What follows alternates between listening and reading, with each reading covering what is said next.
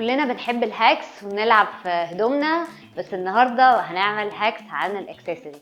هنعمل شويه هاكس نغير شكل الاكسسوري، ما يبقى شكله نورمال وعادي، هيبقى شكله مختلف سيكا. يعني انا عندي النكلس دي وهحاول اعملها بريسلت. هربطها ربطه عاديه كانك بتربطي حزام كده، تلبسيها وتدخلي طرفها اللي هنا الناحيه التانيه.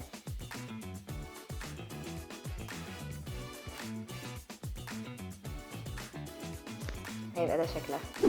تاني هاك معانا، انا عندي السلسله الطويله دي. العقد ده انا بحبه قوي، بس هو طويل قوي بزياده. طيب هعمل ايه عشان اقصره؟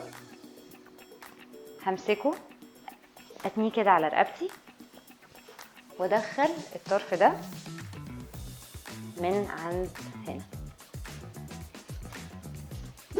تالت هاك معانا، لو عندك سلسلتين زي دول وعايزه تلبسيهم مع بعض بس طول الوقت بيتلعبكوا في بعض، تعالي اقولك نلبسهم ازاي. هناخد قفل اول سلسله ونحطه مع، هنشبكه في السلسله التانيه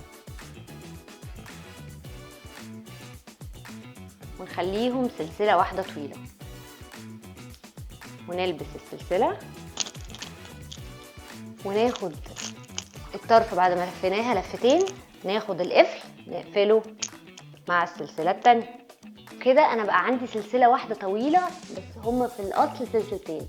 عايزه تقصري دي وتطولي دي، عايزه تعكسيهم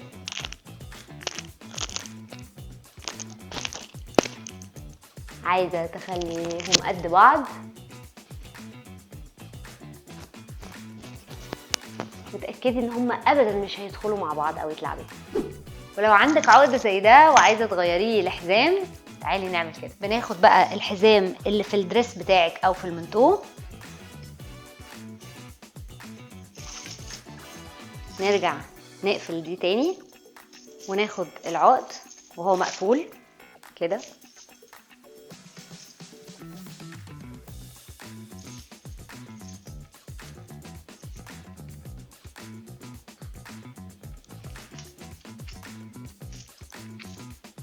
ونعديه من الناحية التانية بالشكل ده.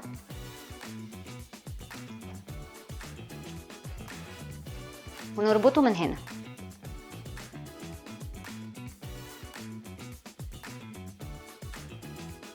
وهيكون ده شكله. بسلسلتين وعقد نقدر نعمل حاجات كتير. هاكس الاكسسوارز شوفوها في الحلقة دي.